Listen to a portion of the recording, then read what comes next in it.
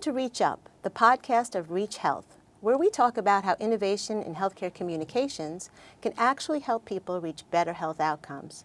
I'm Lisa Ebert, the president of Reach Health, and I'm here with my co-founder and CEO, Ned Russell. Hi, everyone. We've really been looking forward to this. It's the second of our two-part series on company culture. When we started Reach Up, we decided that we were going to kick off with podcast on company culture because culture is really the fuel that inspires talent to go further. And that's what our mission is all about. And we couldn't have a better guest with us today. So we're privileged to have Michael Dowling with us today. Michael Dowling is the CEO of Northwell Health. He's been the CEO since 2002, and since that time, Northwell has experienced tremendous growth. Northwell is widely recognized for its leadership in medical education and research. It's also very well recognized for clinical innovation and creating a culture of continuous improvement. Michael himself is a national voice on important public health issues like mental health, gun violence prevention, and health equity for everyone. And don't forget, he's also a Fordham Ram. So let's get started. Michael, when Lisa and I met you, you talked a lot about the culture at Northwell Health, right. And we were really taken by that. So we would like to start by just asking, how would you describe the culture of Northwell? Well, first of all, if you want to have a good organization, culture is a foundation. And it is essentially the personality of the organization. It's about how you behave. It's about what you believe in. It's about how you act. It's about how you deal with one another. It's about having respect. It's about promoting the sense of decency. It's about teamwork. It's about interdisciplinary. It's about collaboration. Yeah. So it's at the core of everything that you do, because if you have a positive, welcoming, team-oriented innovation culture, it attracts. This is the way you get good people. It's the way you get to keep people. It's the way you treat we're in the service business, so it's the way you treat your customers. Yeah. So it's been a foundation part of us from the very, very beginning, and I spend an enormous amount of time on this. I mean, that's why, for example, I may have mentioned it, but that's why I meet all new employees every Monday morning. We hire anywhere between 200 and 250 people a week.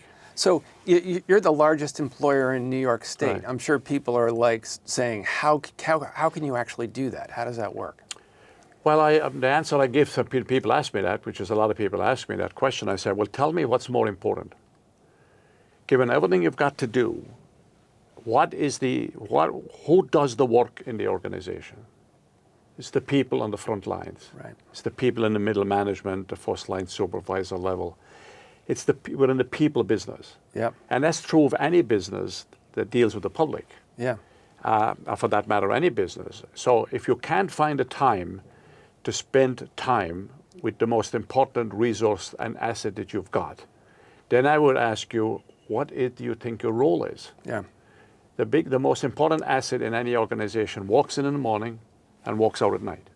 So we're all sort of the product of our experiences, and Right. in your life story is very interesting. And the question is, as you've built the culture here, what were the inspirations to you for the kind of culture you built? And also, did you have any role models as you built the culture here? Well, first of all, we're in the relationship business. And to me, everything is about relationships. Yeah. And, I grew up in a difficult environment, you probably know. And I remember back in Ireland, when I grew up, when you were poor, you were not treated well. It was a class system. So if you were down here, you were pretty looked down upon in a very negative way by people here. Right. Okay? So I experienced that. I experienced what it was like not to be treated as a real human being. Right. Not to be respected. Right. That changed somewhat when I went to college because I was a pretty good athlete. So athletics and team sports are wonderful because, well, first of all, the people that didn't treat me well, during the daytime, when I got them in the field in a game on the weekends, I was able to equalize the circumstance, if you know what I mean. But Team sports also teach you the unbelievable value of teamwork, because teams win. Individuals don't win, teams win. Right. You know, healthcare is dynamic. It's changing fast, and culture, we think, and especially at Reach, plays a really important part for staying ahead in an area like ours. Right. How does culture then, in terms of the dynamism of healthcare, manifest itself here? Well, part of a positive culture to me is, I mean, again, going back to it's about relationships, but it's also about being adaptive. Yeah. It's about being flexible. It's about it's making sure that you're not stuck in your own point of view, and that there are walls around your point of view. I mean, everything is Swiss cheese, right? There's holes in everything. Yeah. So it's being able to work across this way, not up and down this way. Right.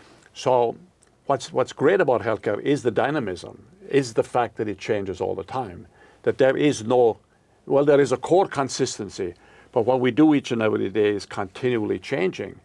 And that's what's exciting, and that's the kind of people we want to have here. Yeah. And I talk about this when I do orientations with all new employees. And by the way, I do it also for all new physicians. Okay. We bring in about 60 new physicians a month. Right. And I spend hours with them every month also. But it's about being able to embrace that which is different. Right. So defend that which is good from the past. Right. But embrace that which will create a new future for you. So it is an inherent part of the overall culture, the flexibility. This is why, by the way, I hire for attitude a lot. Positive attitude. Talk more about that. Optimism. Yeah. Optimism is a winner, number one. People like to be around optimistic, upbeat, positive people who think that tomorrow, irrespective of today's circumstances, that tomorrow will always be better. And that you have an opportunity to make it better, even if it isn't. Yeah. Your job is to make tomorrow better. So I could care less, and I say this actually very openly during orientation with new employees, I could care less where you went to college. I don't think it matters, make a whiff of difference. You know, people say, I go to an Ivy League school. Yeah, fine. Right. It's nice, you got in there, made your parents happy. But that doesn't guarantee any success for the future. Right. I could care less about what your grade point average is. I want to know who you are. Right. Like, how do you deal with people? What are your core values? I want to understand what makes them tick. Yeah. You know, what interests them. So positive attitude is an optimism influences positive behavior. Who the heck wants to be around a skeptic or somebody who's negative and whining and complaining all of the time? Those people eventually isolate themselves, especially in this culture here. You'll isolate yourself when you do that. Yeah. And so positive attitude, can-do attitude. Resiliency is a big one for us. Resiliency is a big one Well, for I us. talk about that big time. I mean, at orientation, not every day is a good day. You're going to have bad days, so suck it up. Right. I tell them that's a clinical situation. It's a clinical term. Suck it up and deal with it. Just learn from it and move on. Right. People spend an awful lot of time whining about what went wrong and whining about the bad day they had yesterday. Right. Put it in your learning column and figure out, okay, you may have been the problem that caused the difficult day. Yeah. It's not always somebody else. But you have to be resilient, especially in healthcare. And the one unique thing about healthcare workers is that, and this was demonstrated dramatically during COVID, and I was in a COVID unit every single day. Right.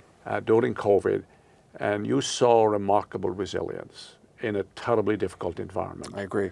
Yeah. And they became the defense mechanism against an invader called a virus, right? Which at the beginning we didn't even know what it was. Right. Inquisitiveness is important. The desire to continually learn. Yes. Because there's a similarity. All organizations, in many ways, have a core similarity. Yeah. You know, if I'm sitting with the head of GE, and I do sit on these meetings as part of a group called the G100, most of the conversation is about how do you recruit people? How do you manage performance? How do you deal with supply chain? Right. How do you deal with promotions, etc. Very core concepts that are similar in every business, even though the product Yeah. can be very, very different. Well, you know, nothing is difficult if you don't consider it difficult. The problem with the problems that people have is their attitude toward the problem. It's not usually the problem itself. It's their attitude toward it. So I look at everything as I don't use the word problems around here. I use the word opportunity all the time. So the key to the continuity is understanding that building a culture and maintaining a culture is not a project. It's a way of life. It's continuous. Right. You're never finished, and it's never perfect. And the other key with continuity, which we spend a lot of time on here, and I personally spend a lot of time on it, is who do you select as your leadership? And I'm not talking about the C-suite leadership. I'm talking about the first line management leadership. Employees, you know, the old story, you've heard of this many times, I'm sure, that employees don't ever leave an organization, they leave their supervisor. The supervisor is the culture continuation change agent, right? Right. It's your middle management. Yep. For us, you want to be the best place to work, and you want to be the best place to provide care, however you define care, so that the customer, and by the way, that's another part of it, we're very customer focused. I don't talk about patients as much. A patient is a customer. They're very knowledgeable. They have choices. They're more knowledgeable than ever before. And if we don't treat them well, then go someplace else. Right. And we have to be very, very, synergistic with the needs of the customer. Otherwise, you're going to lose in the long run.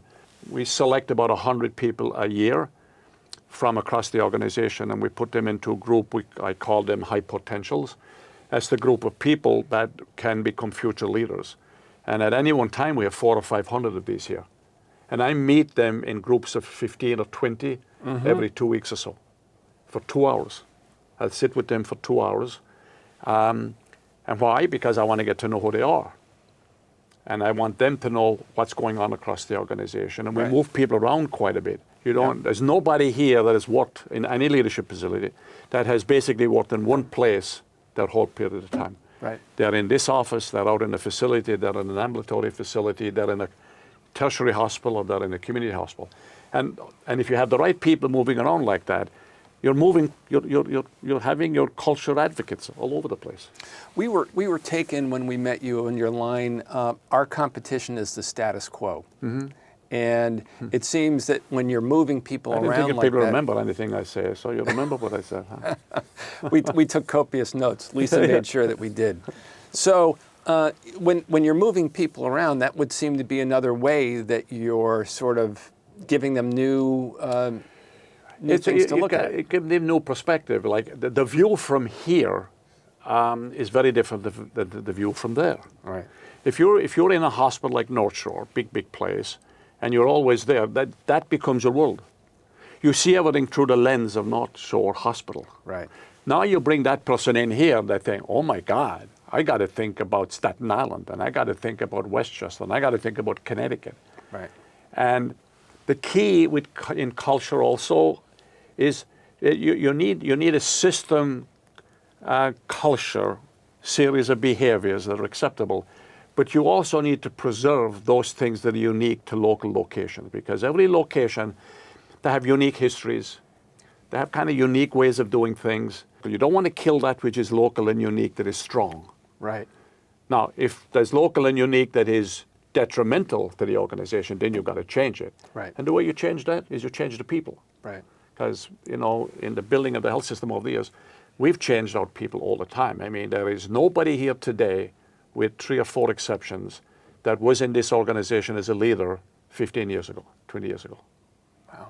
So I use a term that sometimes human resources don't like. You've got to weed the garden. Yeah. Ever so often. Right. Because weeds grow faster than the legitimate vegetation. Right. And they take over the good vegetation if you don't weed it. Yeah. It's the same with people. You have a person in the organization, no matter how smart, but who's detrimental to the culture, you got to get them out. Yep. And in this organization, I don't have to do it anymore. The culture will spit you out anyway. So what would be some examples where you would say the Northwell culture has made a difference to what the end product was for one of your consumers? When people come here from all over the world, we get people from France, from Sweden, from Singapore recently, from Australia recently. And they go around and visit. And we don't ever pre-plan these things. They'll come in and we say, what do you want to see? And we take them. They'll always come back saying, what's remarkable is the friendliness of every place, the willingness of everybody to help. Right. And that everybody basically talks the same language in general. They may not use the same words, but they speak the same language. Yeah. And it really, really impresses. When we took over Linux Hill, we had terrible issues there. It was a lot worse than what most people thought. I go in one day to one of the meetings and I see that there are leadership and staff from Plainview, from LIJ, and from North Shore in the facility. They were in there to help to make sure Linux Hill was successful. I didn't ask them to go in. They just grabbed an oar. They just grabbed it and they said, that place is having a problem, therefore we're going to go help because we had that problem years ago and we have had a history here. We're willing to now share because we're all part of the same family. So, chain is only as strong as its weakest link. Yeah. So in hearing you speak, I'm envisioning a pie chart. And I'm saying, okay, that pie chart is like Michael's time. And then how much of that pie chart do you think is taken up with you just managing what in some way is the Northwell culture? I think it's 100% of my time. I mean, I'll go into a budget meeting, right? Or I'll go into an infrastructure meeting. Right.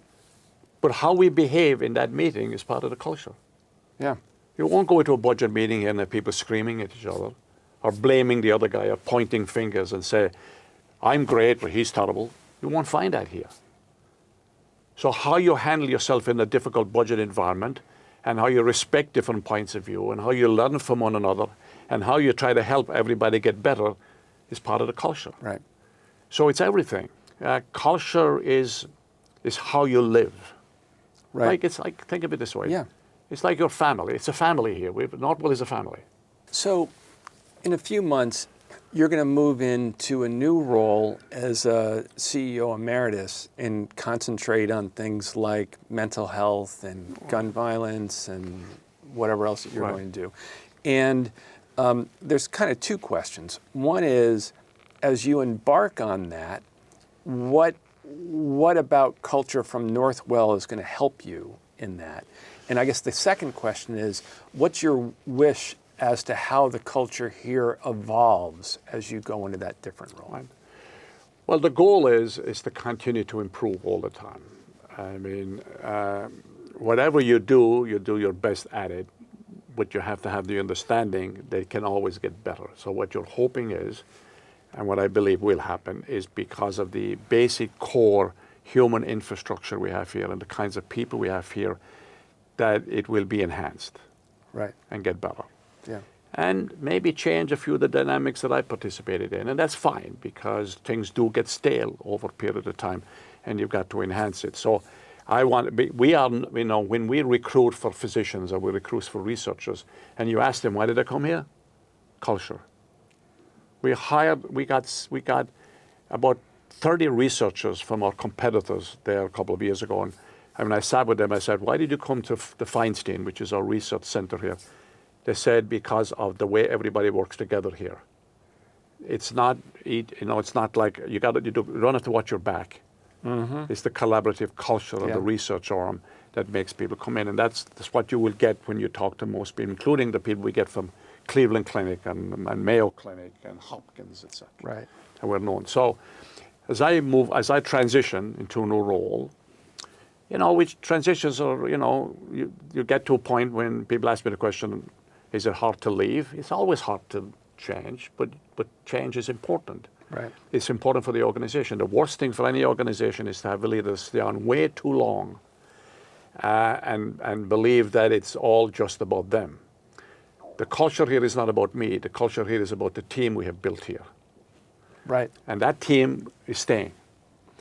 John D'Angelo, who will take over from me, has the very same orientation culture-wise that I do. He was at the restaurant this morning with about 15 employees, by the way, young employees, kids, very young kids. And And I'm very involved nationally, and I plan to even get more involved nationally. And the national reputation evolves from people understanding the Northwell culture. The things that are important these days, especially now more than ever before, because we're living in a very complex, disruptive world. We're suffering from, in this country, a lot of self-inflicted wounds. Yes. So it's about decency. It's about respect.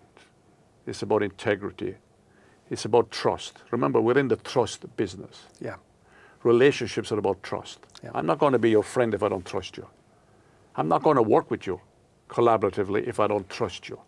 So we're in the trust business. So there is a message that needs to be articulated about the values that are synonymous with what I consider to be the American ideal. Those things that are important. It's not anger, it's not fear, it's not disunity, it's not intolerance, it's the very opposite. Right. Those are the values we hold here. And so as I make the transition, I think the culture is going to continue. I mean, I'll be here to help out any way I possibly can. I'm not disappearing from the field. I'm not the captain anymore, but I'm still a player. You know, the captain is not always the most important person, by the way. I mean, that's the other thing. The key about culture and the way we operate is that people think that the C-suite is what it's all about. When you drive up to North Shore Hospital or LIJ or any of our places as a patient, or you're driving your sick spouse, who's the first person you meet? The person who parks the car, the valet. Right. Now, if the valet is a jackass, that's what you recall about your experience. Right. So everybody thinks it's like the nurse inside the unit is the most important, and they are, but the valet is equally important from a culture point of view. Well, Michael Dowling, we're really grateful for your time. This has been really, really enlightening. We wish you all the best, and we're very grateful that you did this. Well, I thank you for the opportunity. Thanks for being here, and we can do it again. Well, we're going to call you on that. As my wife said to me, how do you describe what's happening? I said, I'm stepping down, but I'm not stepping away. Okay, thanks for listening in. If you like the podcast, please click like and please share it. We'll be back soon with another episode of Reach Up. This episode was recorded at the Northwell Health Foundation in New Hyde Park, New York. Our music is by Jordan Teal. We'd like to thank the people of SIN as well as the Long Island Podcast Studio. We'll see you soon.